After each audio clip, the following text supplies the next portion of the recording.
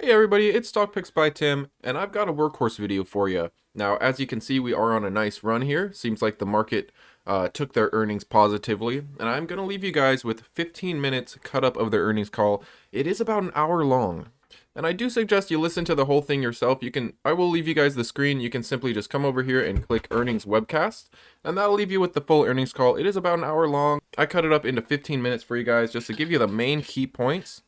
Now, first off, I'm going to give you a couple notes here before I go into the chart real quick and then leave you with the earnings call. So first off, their capital expenditure is going to be about 35 million for facility upgrades. Right now, they have 201 million in cash and cash equivalents. Their debt is currently 27 million. Their SG&A, or their selling general and administrative costs, have increased while their research and development costs has decreased.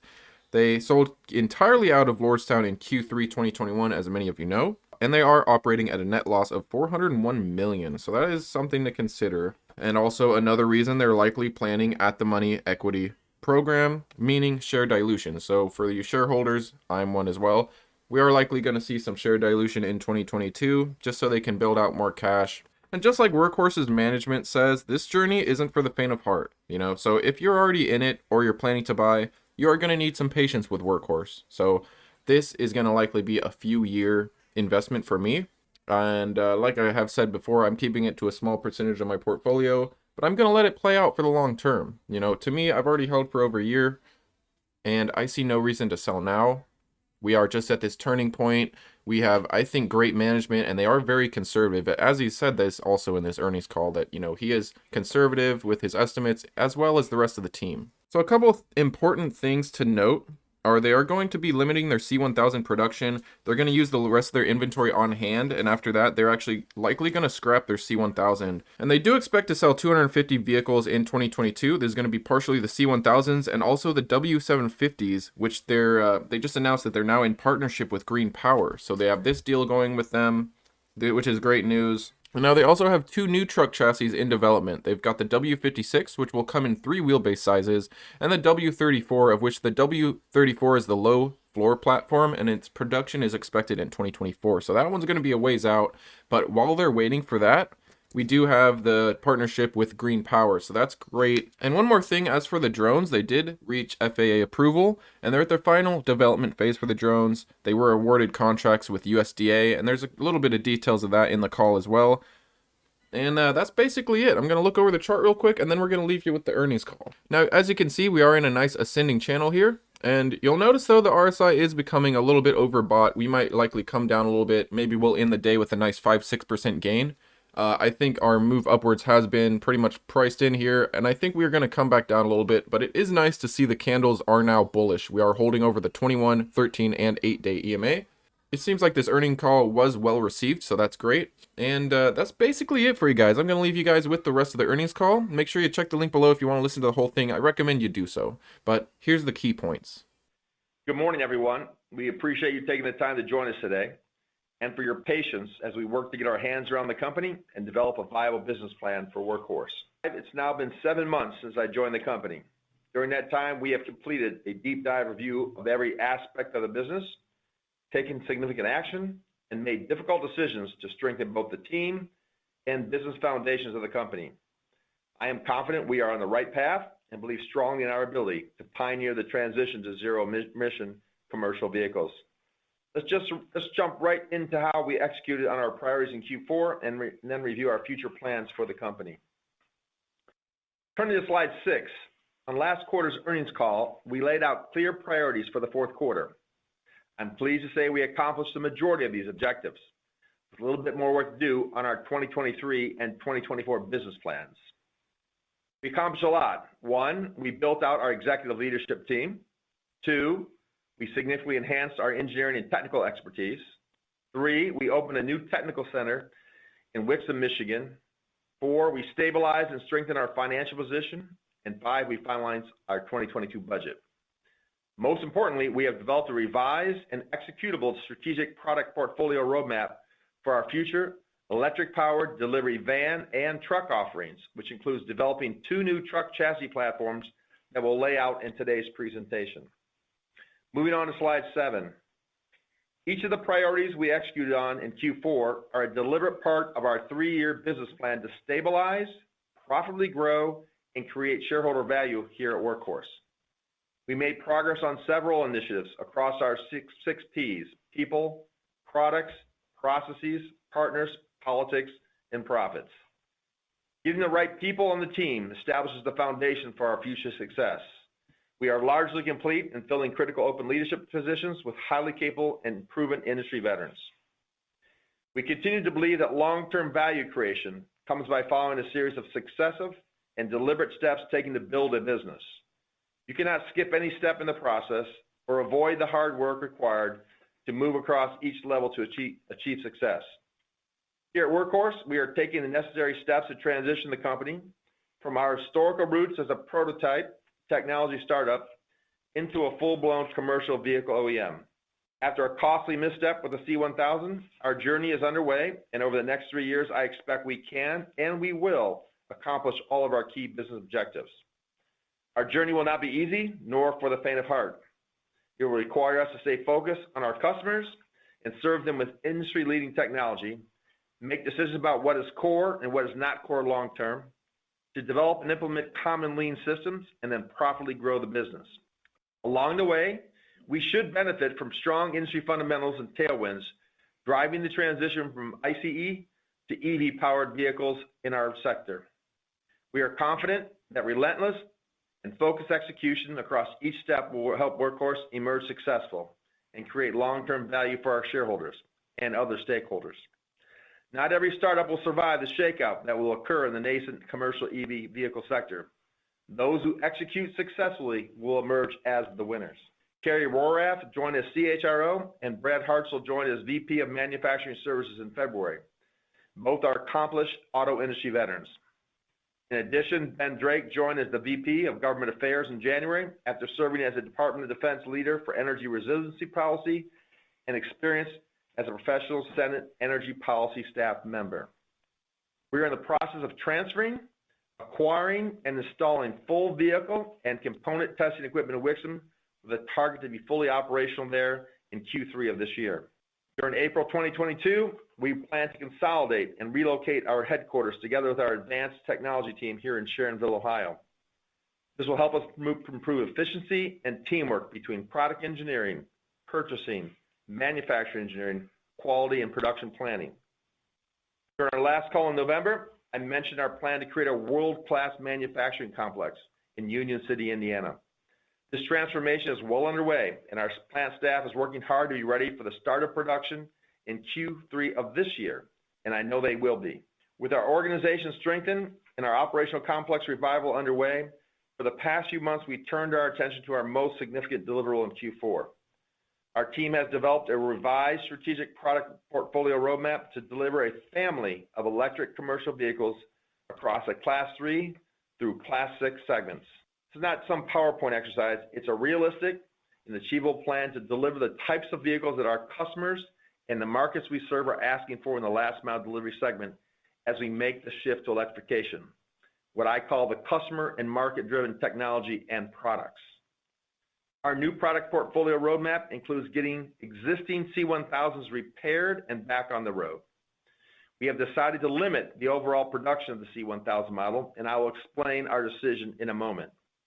We are focusing our engineering team's efforts on developing 2 new truck chassis platforms in 2022 and 2024, while also partnering with Green Power, as announced in a joint release this morning that I will discuss in further detail shortly, on a 3rd vehicle to bridge the product gap between our decision to limit the C1000 production.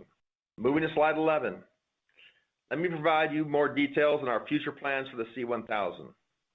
Over the past 4 months, we have completed FMVSS testing, identifying several corrective actions required to complete full vehicle certification. During this process, we also took the opportunity to fully test the e-powertrain reliability and the structural durability and payload capacity of the C1000.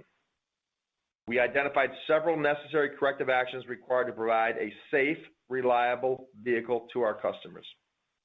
These actions include addressing both vehicle design and supplier quality issues. We need to replace the front suspension and enhance the rear suspension on the C1000. Our supplier partners need to address part quality issues on e-powertrain subsystems. As a result, we will need to repair all previously produced C1000s.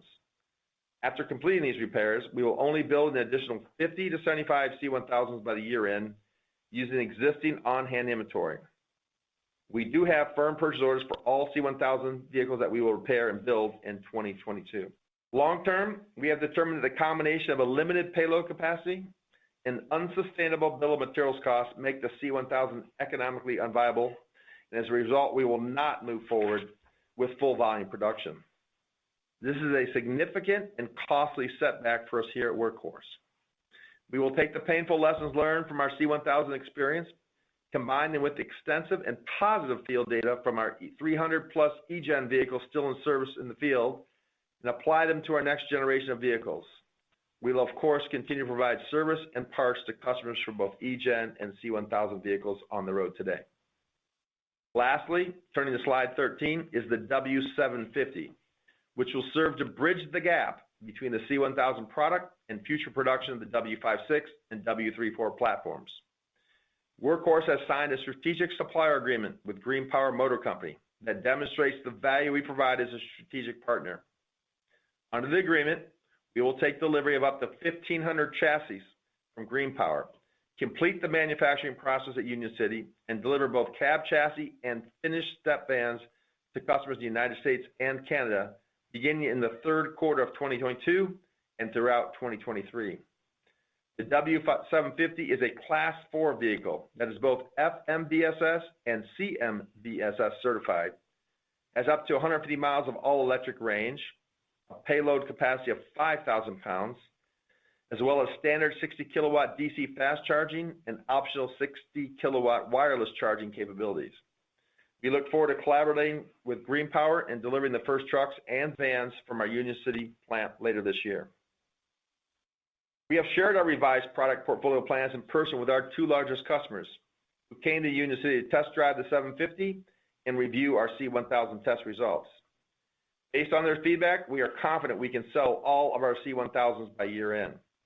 Our customers are currently assessing how to proceed in transitioning previous vehicle orders into new purchase orders for the W750 and the future W56 and W34 vehicles. We owe them working demo vehicles before they can make their final order decisions. Turning to slide 14, we also continue to invest in our drone system technologies and achieve several important milestones during the quarter. First, we have continued to invest in the aerospace business by expanding both our technical capabilities and our team skills. We have quadrupled our software engineering team, tripled the number of certified pilots, and added experienced FAA veterans to the team, and we transferred supply chain teams to the aerospace team. The application we submitted last year to the Federal Aviation Administration received approval to pursue type certification for the Horsefly delivery drone in 2022 and 23. We believe we have also reached the final development phase for our vehicle launch drones with industry-leading payload, range, and safety delivery capabilities. I'm extremely encouraged by the progress the team's made in the 2 quarters plus I've been here. Lastly, we are awarded multiple contracts and grants with the U.S. Department of Agriculture to provide sensor monitoring, data procurement, and analytics as part of a demonstration in the areas of agriculture, waterway, and land management. This expands the overall addressable market for our base drone technology. We're exploring additional projects with both federal and state governments and potential medical service customers. I look forward to updating everyone on our progress as we continue to develop our aerospace capabilities across multiple market segments. Based upon direct feedback from both commercial and government customers, I am convinced that we are on the cutting edge with our drone systems technology with regards to both small package delivery and aerial mapping. We've secured capacity at the supplier who builds that cab chassis for up to 1,500 vehicles. We have ability to adjust that up or down every quarter based on our success in the market, and that's what we're going to do. So I'm confident that we can get the vehicles. We're confident we've got the key suppliers lined up that are going to come in and partner with us here. Both of those, two of the key ones are local sources and here in the U.S., so that's good. We're not dealing with the supply chain disruptions overseas on those components we need for the vans. And now it's a matter of going out and figure out, first and foremost, the customers who've been very patient with us, how many orders do they want to convert to W750 or hold off to W56? Oh, and then we got to go out and find some new customers. Yeah, we said today we expect to sell over 250 vehicles and generate around $25 million of revenue. That's going to be a combination of our C1000s and some W750s, okay? And you're right, I tend to be a little conservative, and I've surrounded myself with very conservative people who make me even more conservative, which is probably the right thing. There's been a lot of sizzle in the EV space over the last 3 or 4 years, not just from Workhorse. You can go look at all the stock prices of some SPACs, et cetera. Typically, they're down somewhere between 60 and 85%. So doing something on a PowerPoint and doing something in a factory, it's two different worlds. Putting a rendering of a drawing of a vehicle up there and actually doing the design, the sourcing, and the testing, where you PPAP all your parts, you homologate your vehicle, you crash test it, winter testing, summer testing, dynamometer testing, that's hard work. I almost had a bad adjective. My chief counsel's looking at me. Don't say that word. A personal friend of mine who I've worked with for 20 years gave me the resume of Josh Anderson, our chief technology officer. I interviewed him at the trade show, and we had a handshake agreement by the time we left LA that he would join the Workhorse team. He's got 22 plus years in the commercial electric vehicle powertrain systems with 12 patents. He then sat down with my team and I, and we went through and identified all the different potential partners we could use. Once we kind of started early on knowing that the C1000, we need to get back into tests, and we had some questions about it. So, hey, where can we pivot quickly? If we can build our own chassis, great. That's going to take a little longer than we thought, so who can we go get? He brought Green Power in. Their president came into here in Ohio and gave us a presentation on their product portfolio. We went and looked at their vehicles. Then we had a subsequent meeting with their CEO, and we forged a deal over the last 2 months, basically. That included all of my leadership team taking the vehicle, loading it, fully loading it, driving it around, myself included, around Greater Ohio and looking through all the documentation. So we've done our diligence. We think they're a good partner. We think we forged an agreement that's beneficial for both companies. They get the sales. We got to do some down payments to get that. We get the cab chassis, and we can be in the market here in 22 and not get to the market in 23. Okay. Yeah, great. The John Graber and the team and I, we went back and dusted off some old UAV market data, and we got it updated for this year. The growth in this segment is phenomenal. I've never seen in my entire career cagers that are being projected by the big economic forecasts by some of the banks. And it's primarily the UAVs have come out of the military, obviously. You read about Predators and Reapers and drones and stuff like that.